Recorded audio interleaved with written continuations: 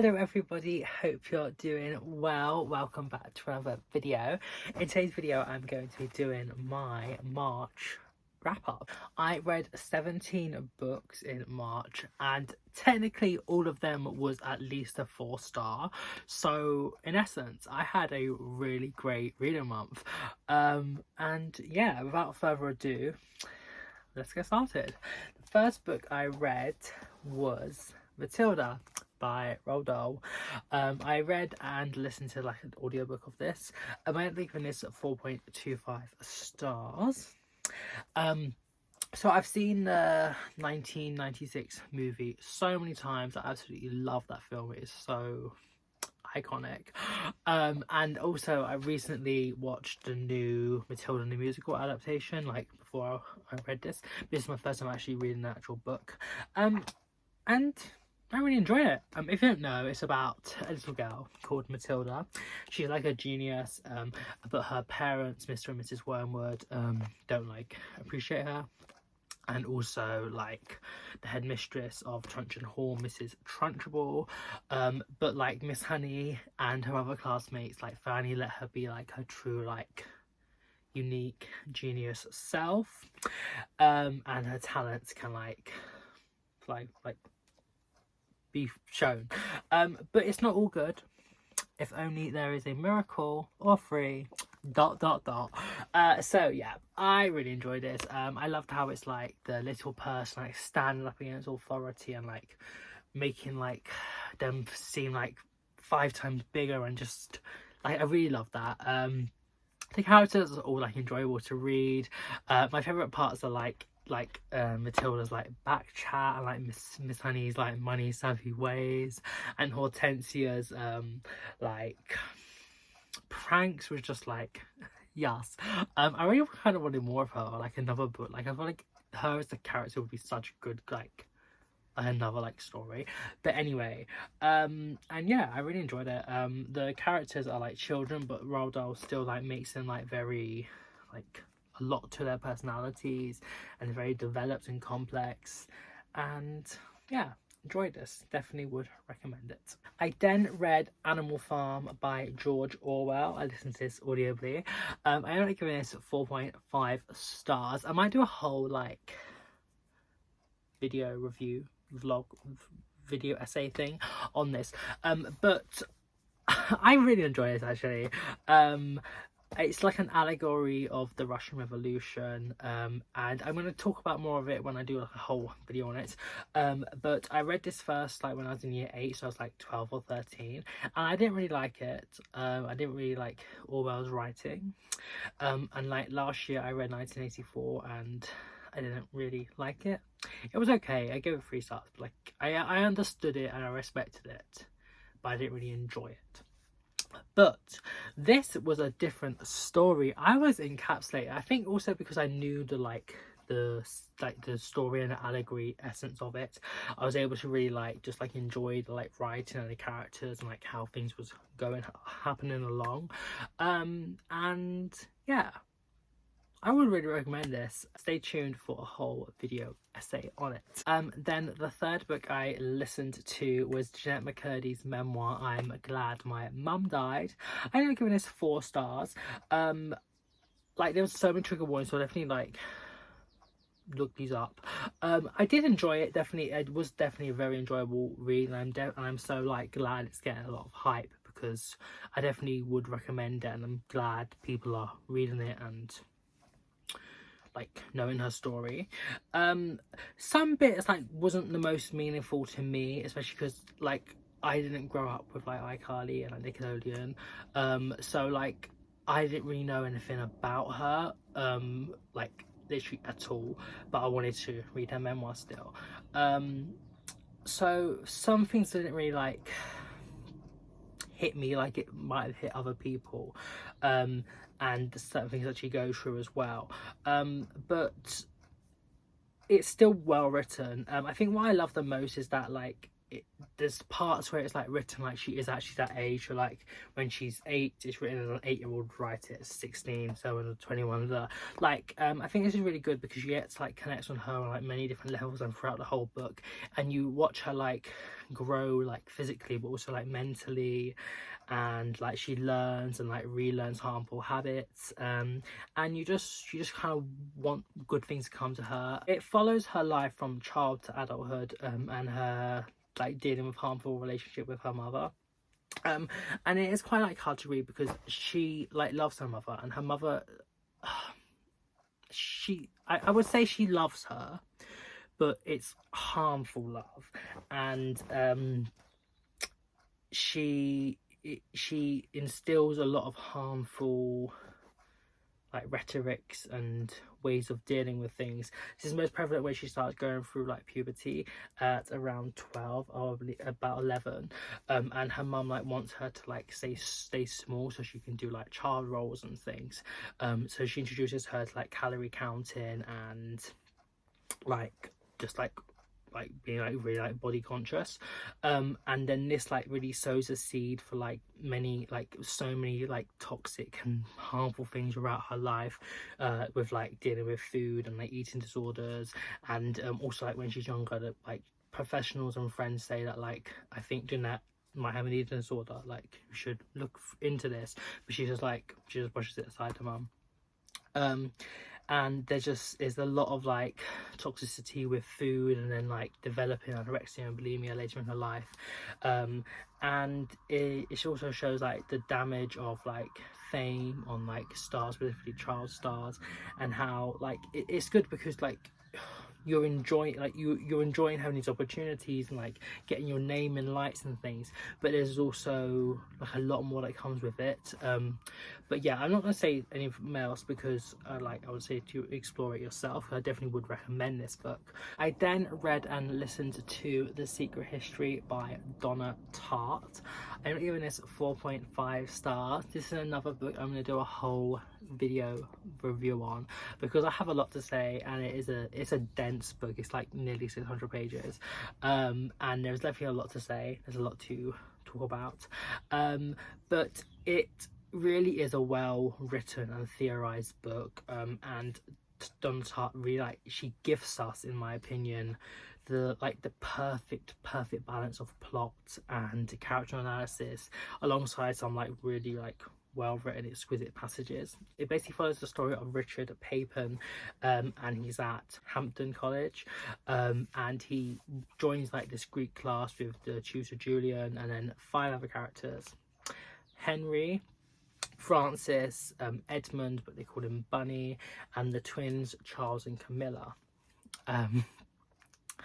And they're all pretty unlikable.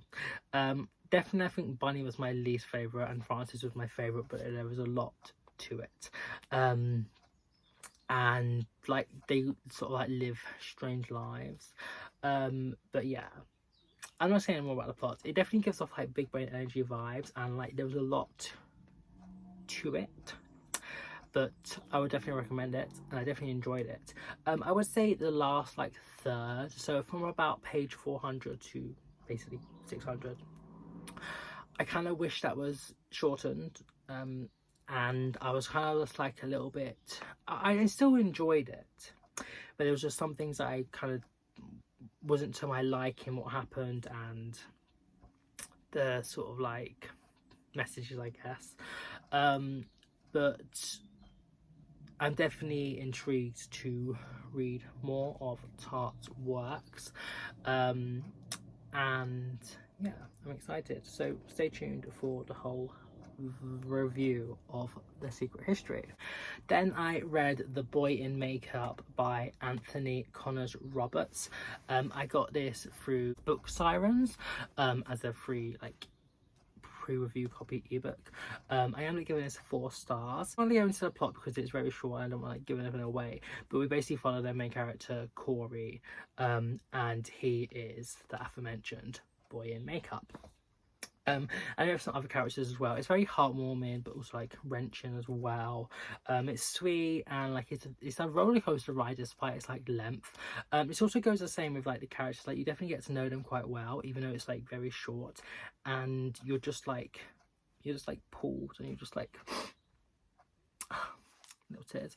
And yeah, I love the like British like modern references, and like it literally starts with Corey like doing like a TikTok live, and there's also like cute chin and like the little added like Welshness that I didn't know I needed, but I absolutely adored. I love like Welsh culture, so I just think it's just so, I need more of it in my life. So yeah, also like it also brought attention to like some like current topics as well. I'm just going to list these out because I have my review here. And these include online bullying, racial inequalities. This is tied with the homophobic rhetoric within sports, specifically football. And he references like Justin Fashanu, who was one of the first players to come out as gay, and dealt with a lot of like homophobia within like this footballing community, and ended up dying by suicide, sadly. And also like the Qatar World Cup, where like Muslims can literally be killed for being gay. So I boycotted it last year. I had a whole series of sharing queer history instead, if you wanted to check that out on my YouTube channel. But yeah, that also like the femme hating within the gay community, the growing anti-trans movement, and many other things. And there's also like a little parallel between this author, IB trolling, and JK Rowling, and her like toughness. A few bits was a little bit maybe cringy, a little bit confusing, but overall I enjoyed it.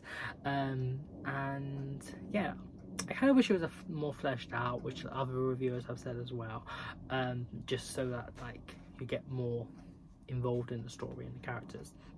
But I'm definitely intrigued to read more of Connor Roberts' works, and I would definitely recommend this book. And then the next book I read was Piranesi by Susanna Clarke. This shot up to be in my second favourite book of the year. I gave this full 5 stars. Ow. I love this. So many reviewers and everyone in like the book community says to go in blind. I definitely agree. So I'm going to say what the plot is about. Basically, it's just about a character called Piranesi. Or is he? ... It's a phenomenal read. It's a page turner. I was so spellbound. And I just, the like main character is one of the most lovable characters ever. I was encapsulated by this book, and the pages like turn themselves by magic. And yeah, it's definitely worth the hype and the high rating. I'm kind of annoyed that like I can't like go back and like read it again. It definitely started a little bit like confusing, but like the more it went on, you're just like, oh my god, this is literally like nothing else I've ever read before. And yeah, with this and 4 other books that I'm going to talk about, I have a whole like mythological march reading vlog, which I'll link up there if you want to check that out, where I go into more depth about it, but I don't really talk about the actual plot because go in blind with this book.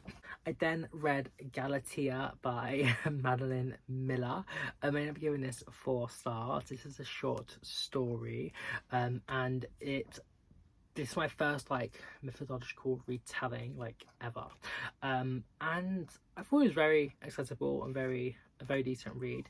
She tells the story of Galatea and Pygmalion, and it's from the statue given life's perspective, so Galatea's perspective, and like there's like a feminist spin on the story. It's mostly written from Galatea's like bedside, but there's also like reminiscing on past events as well. She talks about like her birth, relationship to her husband slash creator, her daughter, and many other things. In doing so, Miller throws up many topics of discussion, which like I thought was very good about like like this male ownership of women, and sort of like controlling like personality trait, and also like expectations of like beauty specifically placed on women. And I just think there's a lot to discover, and I really enjoyed it. I think the ending was really great because there's a element of like some like this like this love for her daughter Paphos, which is just, it's so bittersweet, but it's also a like redemption and an acting of justice in the end, which I'm just like, yes. I think it's written really well as well. It's such a great it's really well paced for a short story. I would have preferred longer, maybe more, but overall I don't really have much bad thing to say about it. I think it was just done very well, and I would totally recommend. But like, if you want to know more about it, check the video. I then read And Every Morning the Way Home Gets Longer and Longer by Fredrik Backman, translated by Alice Menzies from Swedish. I ended up giving this 5 stars. I read this on the bus. It's again like 30-40 pages, I think, and I cried in public, which was fun, but honestly I don't really care. And so thank you very much, Fredrik and Katie Colton, for recommending this book. This short story it's beautiful. It is so nice. It's I'm thinking back to it and it's just like, I'm on the verge. It's about the story of a grandpa, his son Ted, and his grandson Noah, who is just so adorable, and how he's battling dementia. It's heartbreaking and emotional, but also tender and somewhat magical as well. And like, despite having regrets and bad memories, we have like a life to enjoy and to live and to spend time with like loved ones and friends and family and make memories that are good and have fun. And like, there is things in life that we need to do, but also we should enjoy it as well, which is just so nice. And like, we all fear death. I can't speak for everyone, but a lot of people fear death, but a lot of people fear what comes with aging more, and how we can like lose a sense of ourselves and our memories. And as someone who has experienced dementia in people around me before, I can say it is very horrible for them and the person as well that is impacted. And Backman really like shows this struggle really well, and it is sad and heartbreaking, but there's a really lovely message and element to this story as well. It's very short, but it really packs a punch, and the characters are so lovable. There's great messages, and the writing and descriptions aren't really like impacted either. It's a very like lovely little read. There's some amazing quotes as well. So yeah, 1000% recommend this book, but prepare the tear ducts because they will be being used. Yeah, I love this. It was great. Then I read a book that also shot up to being probably my joint favourite, possibly higher now, of read of the year, and that is The Song of Achilles by Madeline Miller. Oh my god, do I love this book. It was exceptional. If I can't guess, I give it 5 stars. I read this digitally, but I wanted to get the paperback copy so I can reread it and underline parts and stuff, and truly just like immerse myself in it more. And yeah, I cried. No, I bawled. It was a waterfall reading this book.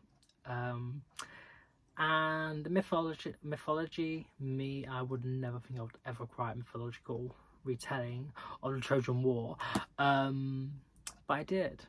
But it's not just a retelling of the Trojan War from Achilles, Philatos like lover, Patroclus's perspective. It's a love story. It talks to the relationships between friends and lovers, a mother and her son, fellow citizens, the queer experience, and so much more.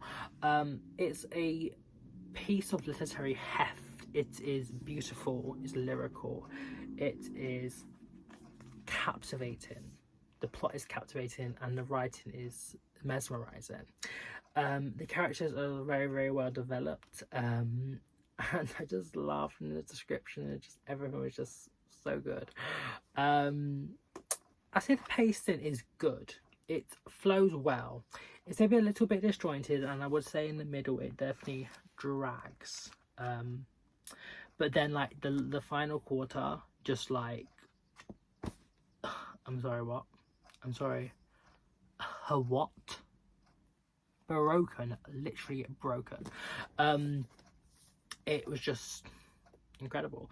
And I also love how like Miller takes the story of Homer's Iliad and the Trojan War, and she definitely like fleshes out Patroclus's character. There are some bits that I just don't really like particularly, but they were just the bits that were part of the Iliad, I guess. So I can't really say anything bad because like it's sort of just like what she took from that. But anyway, and I really, really enjoyed this. There's so many quotes like, "Here's half of my soul, as the poets say." Oh my god, I want to get it tattooed on me. "I am made of memories, and perhaps it is the greater grief, after all, to be left on earth." When another is gone, oh my god, I'm literally gonna start crying. Literally amazing. If you want to see me cry and do a whole everything about this video, everything about this book, check the video up there. So recommend. So worth the hype. And then the next books I read for the Trans Rights Readathon, I do have a whole reading vlog which you can check up there. The first was He's a Darling by Austin Chant, and I'm giving this 4 stars. This is like a queer trans Peter Pan retelling. It's really good. I was at the first I was like, okay, I don't know what's happening. I'm like, do I like his story? Not that much. But then like it just went on, and you just got to know the characters and the plot. Everything just got so much more better. And I really enjoyed it. Chant is a trans man, and he puts things into like Peter Pan's like character about like the trans male, like psychology and mind, and it's very enjoyable. And if you want to know more, check the video, but I would definitely recommend this book. Same goes for Princess Ever After by Kay O'Neill, and I've given this 4 stars.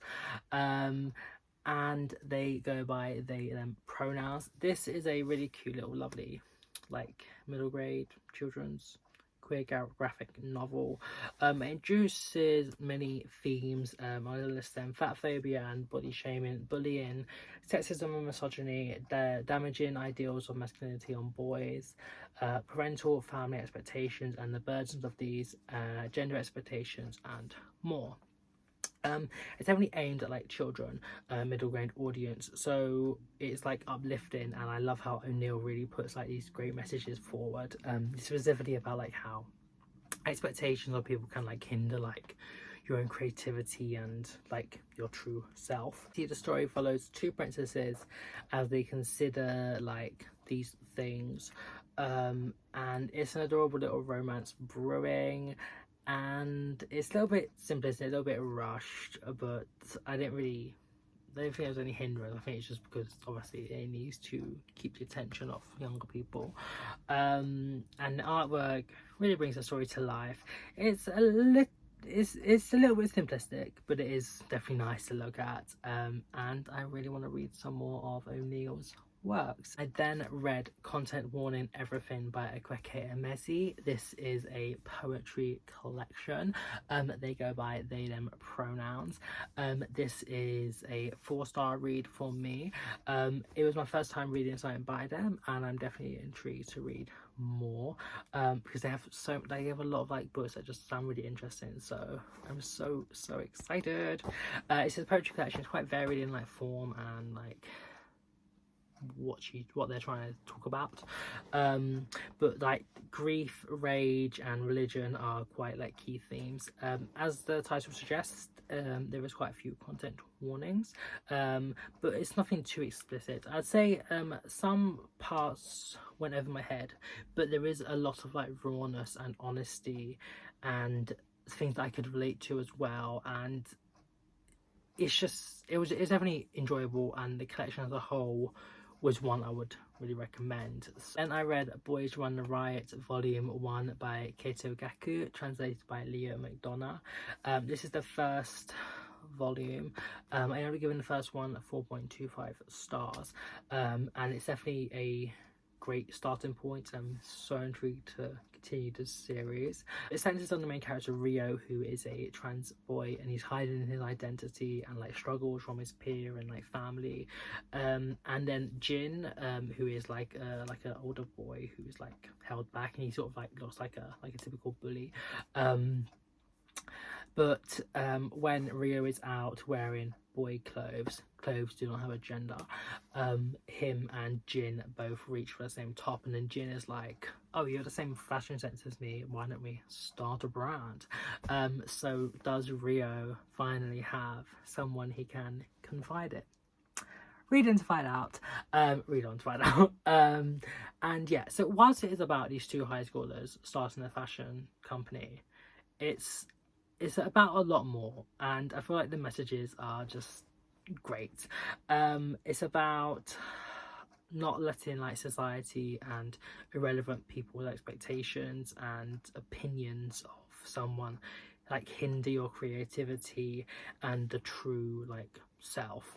The main character Rio and Geku includes details about him like come terms with like gender identity, but also Jin and another character Itsuka, characters are also like quite well developed and explored, and there's just a lot to them. The art is also really lovely. It's a contemporary, so like there is a lot of like realness to it, and I just really enjoyed it.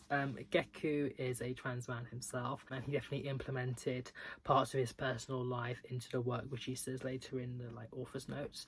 And I love how he adds this like psychology and like mind of Rio and like other trans male characters. And there is some element of like queer shame, which is the most prevalent portrayal of queer identities, but there's also this hope and like a fighting back spirit, which I really loved.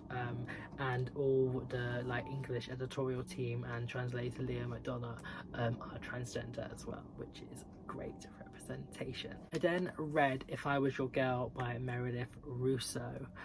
Okay, technically this is like about a 4.5-star read, but I dropped it down to a 3-star because there's substantiated allegations made against the author by her, I believe, ex-wife, of sexual assault and domestic abuse, character defamation and other things, and so I don't really want to support her,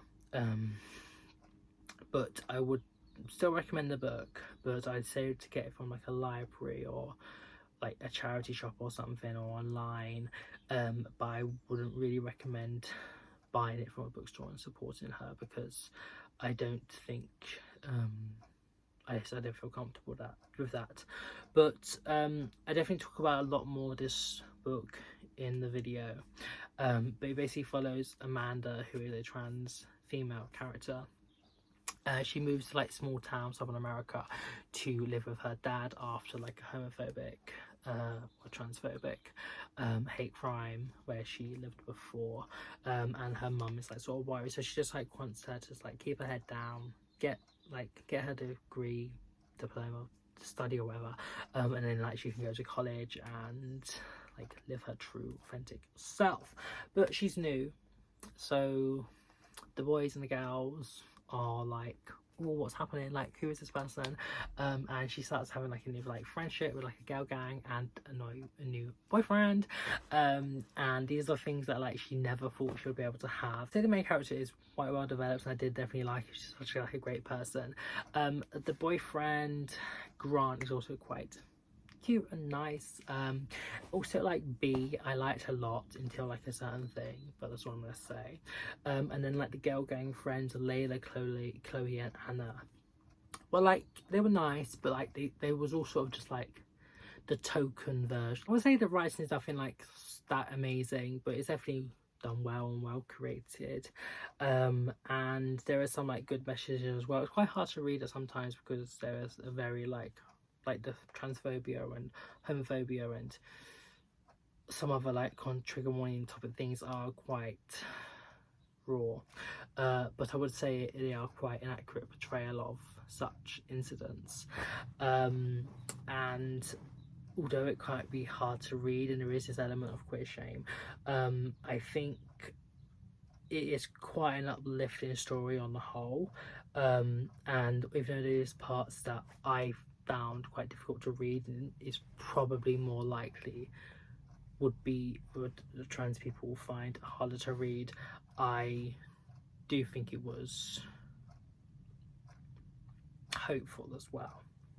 And in the the notes at the end, the author says about how she wanted to create like a story that is quite like that she knows like Amanda's life is like sort of like the unattainable ideal for many transgender people, but she just wanted to say that like it isn't not possible, and this is one of the first like widely distributed YA trans books about a trans character written by a trans author, so it definitely was good for the time, but it has slightly aged, and I feel like in 2023 there is probably better alternatives for trans fiction. I then read Boys Run the Riot Volume 2 by Keiichi Gaku, translated by Leah McDonough. I really enjoy this volume, and the ending, I'm just like, I don't know how I haven't got to the third one yet because I need to get to that, but Rio just hovered onto my heart. We basically follow Rio as he kind of like looks for like a part-time job to support the clothing brand, and he talks about like Geku highlights like issues of transgender people in like employment and like working relationships. I don't want to spoil anything, but like yeah, we're introduced to this new character Mitsuki who works with Rio, and she's definitely a personality, but like I do quite like her, and also this popular YouTuber Tsubasa, who is called like Wing, wants to like collab because they say that the brand stands for self-representation of sexual minorities, which they are a part of. The gender identity of Tsubasa isn't like mentioned, but they go by they, their pronouns, and yeah, I really love the characters. That's what I'm gonna say. I would maybe I'd like to have seen more of Jin and Itsuka, and like what was happening with them from the first volume, but I think it's definitely good. It's added a lot more to Rio and added these two other characters, and it's uplifting, it's enjoyable, and the series definitely has potential to be a 5 stars as a whole, so cannot wait to get to volume 3. Then the last book I read for the readathon was A Trans Man Walks Into a Gay Bar by Harry Nicholas. I am giving this 4.75 stars. I got this through NetGalley. I don't know if it's out yet, but I got it as like an ebook preview copy. I really enjoyed this book. It's like a memoir-ish, yeah, it is like non-fiction thing, and I loved how Nicholas is like really like adding something that like isn't really in literature, like books and stuff, which is a gay trans man's story and his discussion of his experiences. I definitely like learned a lot from it, a lot that I mentioned in the video. I'm really plugging these videos there, and I love how like he's a very great like storyteller, and he has like just a natural wit to him and humor that isn't like forced at all. It's just very natural and enjoyable, and there's like personal anecdotes intertwined with like non-fiction like facts and statistics, and also like references to articles, artwork, literature, social media figures, and much more. Definitely multifaceted, and talks about like being queer and how this sort of like idea of this like growing anti-trans rhetoric within like everything, but also within the queer community, is like bad, because here's like a quote: that's the epitome of LGBTQ plus pride, and why the LGB and the T can never be torn apart. It's the same fight. It's about rejecting the prison of sexuality and gender that was inflicted on us without our consent, and saying, no, that does not fit me. The fight is about freedom, escaping the barriers and systems that force us all down, and battling to live authentically away from binary heteronormative structures. It's about being outsiders and owning it. It's about rejecting those who seek to control our authentic lives and dampen us down. Queerness is about creating a new space for us all. So yeah, I really loved his like energy and philosophy, and just everything about his person just I loved, and I just wish him great things. The like subheading is of the memoir is a journey of self and sexual discovery, and this is definitely accurate because he takes us a lot along on a lot of his life's events. I think I did prefer like the self-discovery parts, but I did also find the sex related topics insightful and interesting too. And I just loved how like he showed the beauty of being like the multifacetedness of our community and how diverse it is. He is white and British and male passing, so there is advantages to his life that other people don't have. So a similar book by someone that is part of more sub communities I would be very interested in to read, but that being said, I feel like a lot of what he wrote could be extended to other people within a similar position, and it's definitely a great start and a necessary book filling this space that needs to be filled. So yeah, would so recommend this memoir. The last book I read was Circe by Madeline Miller. Oh my god, look how lovely! I love how it shines. I love this book. I'm gonna give it 4.75 stars. I haven't fully written my review yet because it's just been going around in my head. But I really enjoyed this book. I would so recommend it. It basically follows the witch Circe, who is like told to like go, like she's exiled to like an island, and she like hones her powers, and then like she has like visitors and things. This is because like based sort of like on the Odyssey, and how Odysseus like comes to the island and like talks and stuff. And there's a lot of characters. I'm not really doing a very good job at reviewing this book, I'm sorry, because I haven't like fully summarized my thoughts, but I loved it. I loved like how she is like she's a very nuanced character, but like there is so much to her. Just like it's the fact that she's a woman in a man's world, and she's like a lesser like goddess because she's like a nymph child thing, and I love this. Great messages, beautiful writing. I cannot wait to read what Madeline comes out with next, because I do not want to wait another 7 years for a book, please. So yeah, if you want to know more about this, check the video, because I haven't done the best job at reviewing it, but anyway, here goes. Hope you enjoyed today's video, and I shall see you soon. Have a good evening, morning, night, wherever you are in the world, and yeah, bye bye.